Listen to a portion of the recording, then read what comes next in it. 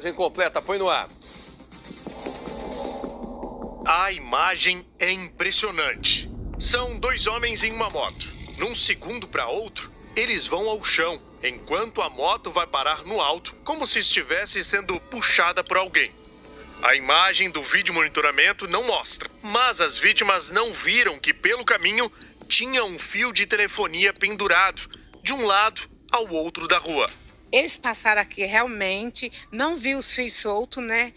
Aí jogaram eles nessa outra, do lado da padaria, e do lado da padaria os pessoal pediram socorro para poder socorrer, porque deu choque, né? Os homens foram amparados por quem estava pelo local até a chegada do resgate. Repare que um deles até sai andando